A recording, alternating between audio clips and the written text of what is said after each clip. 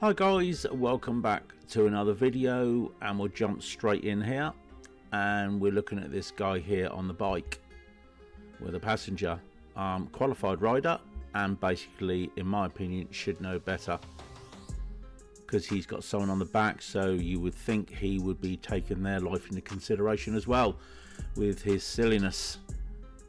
So we're on a dual carriageway, self-explanatory. And look what's coming up ahead. Got to laugh a bit, I suppose.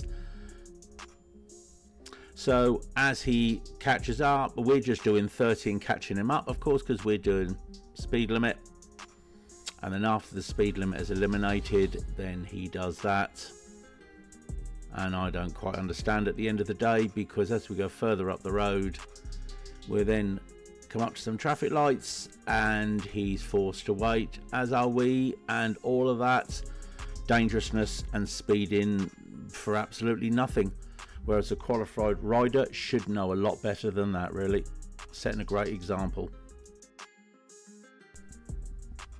Okay, in this clip here we're in the middle lane of 3. The middle lane and the lane to our right go straight on, and then they merge on the other side, so the pupil is paying particular attention and the merge to be able to merge in turn and fit in and not cause any issues or conflicts. And while they're paying great attention to this, well, as am I, I'm also looking for other hazards, and my pupil nearly missed this cycle on the left hand side, do something really silly, and I had to grab the steering wheel at one point, because when he did that, my pupil sort of had a real harsh moment. People don't seem to pay attention at all. He didn't look, he didn't check, he's got no protection on. Not particularly brilliant, really.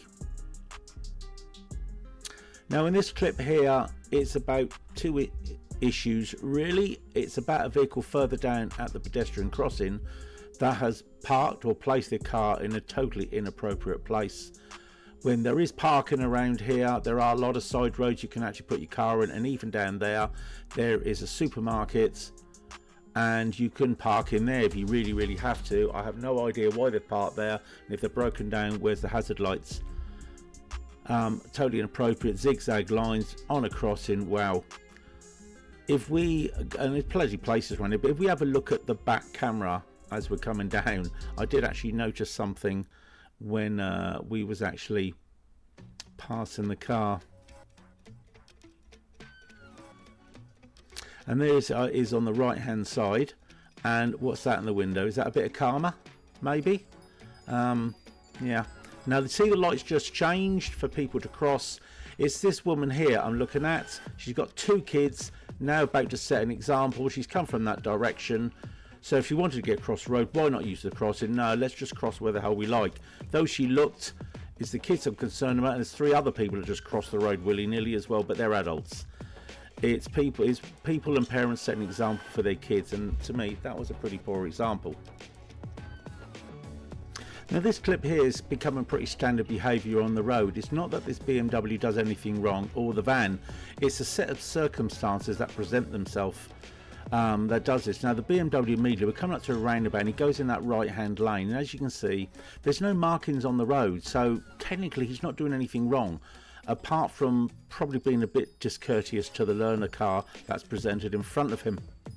And as we move on, you watch what the van does as well as we enter the roundabout. So now they're side by side, and the van's thinking, oh, I can gain an advantage here over the BMW. He's actually just about in front. BMW sees this, and it's almost like a little bit of tag going on here, very briefly. It's something we can do well without when we're trying to do the right thing on the road. And the BMW does get the best there. The van thinks, oh well, I'll have a bit of that as well, looks to pass as well as the BMW does. If we look at the front camera, you'll see as that actually changes. He does change his mind, holds back, Emily, because there's a bus lane approaching, and he can't actually get past at that particular point, although he does pick up his speed a bit and gets a little bit too close to us. And we're doing the speed limit. He's not obviously okay with that. So if we look at the front camera, so you know what was going on behind then. So as you can see by the lanes, there's no markings.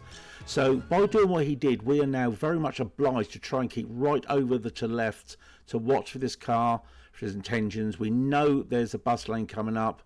There's the sign saying so, and it then filters immediately into one lane, and nobody really should be passing us at that point, but he does. Doesn't race past, but he passes us. So learner's got to be really on the ball there to take that into account. A little set of circumstances, if with some road markings, would have been okay. Now this clip here is about this cyclist. I mean, this is a complete idiot in my opinion. He's got a cross in there. He could have crossed, he's come out of the bike lane and he's gone across the road and he's going to go behind our car. Can't be bothered to use the crossing, so as he comes, he's now going to go up the wrong side of the road. And he's got no protection, he's got earphones in so he can't hear sod all, and he's about to go up that road for traffic that's coming down where he shouldn't be going at all. I mean, he could make it worse if he tried, and people have got to watch out for pillocks like this on the road. That was absolutely ridiculous what he did there. I've got no sympathy for people like that at all. They need to be a lot more aware of what they're doing. As you can see, as we carry on going, they could have easily gone across that crossing and he could have gone up nice and safely there, but yeah, ridiculous, absolutely ridiculous. Okay, this clip here, my pupil is looking to enter the A3 and it's a matter of filtering in at the correct time, and sometimes they struggle to get this right. They know how they're meant to do it, so as you can see we're making progress, but then all of a sudden we come down to a stop. Why? Because of this car here. He could have moved over to the middle lane, but he didn't.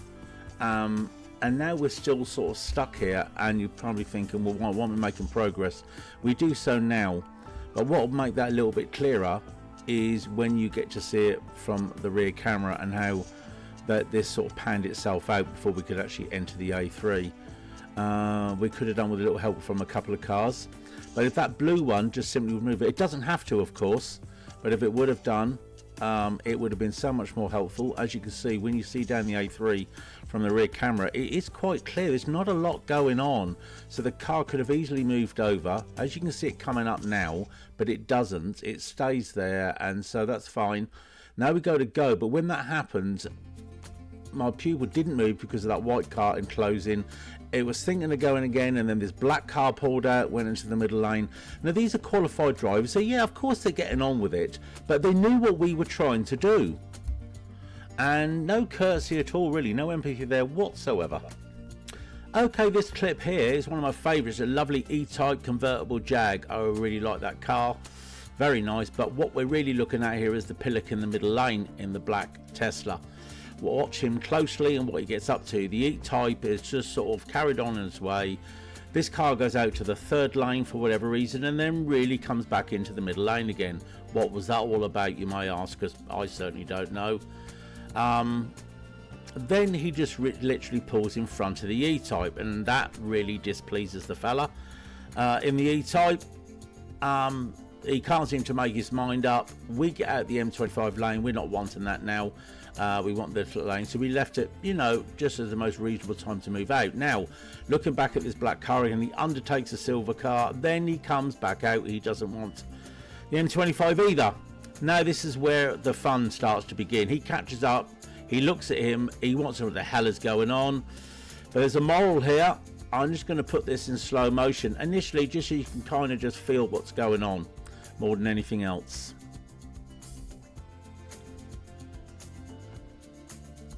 So you can see he's obviously quite angry there, that guy in the E-Type, but that's an important message there.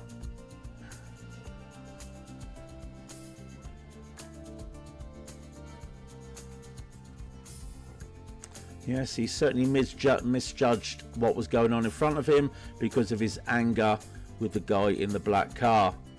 So there's a lesson to be learnt there. When people do stupid things on the road, make sure you don't get distracted and you keep your composure. Now, he handled that very well, actually, and he managed to regain control of that car quite nicely and didn't get too close to this BMW in front. But what I'll do is I'm just going to let this play out in its full format so you can actually see how the black car drives and how the E-Type handles it in just standard. So here it goes from the start.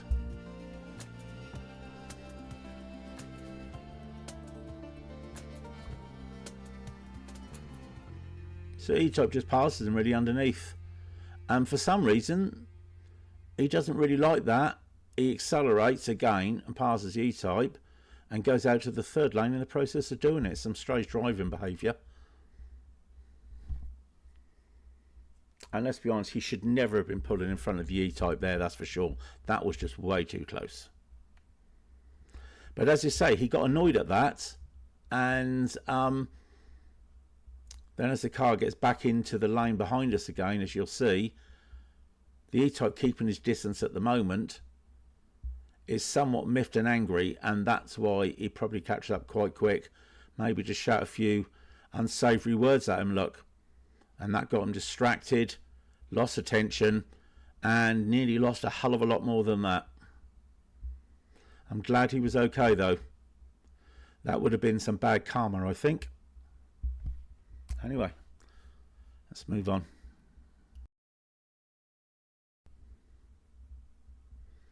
Okie dokie. In this next clip here, and the final clip, what we're looking at is a windy road here, 20-mile-per-hour road, and a van comes flying down here, as you'll see shortly.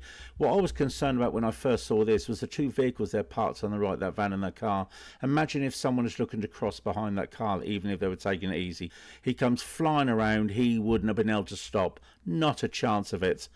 And if you look at it from the rear view camera, it doesn't fare better when he enters into the new road.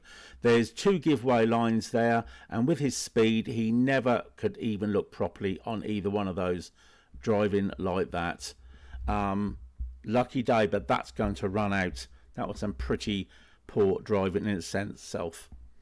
Okay, thank you guys for watching. Look forward to seeing you on the next video. Remember, look out for those learners. A little bit of empathy goes a long way.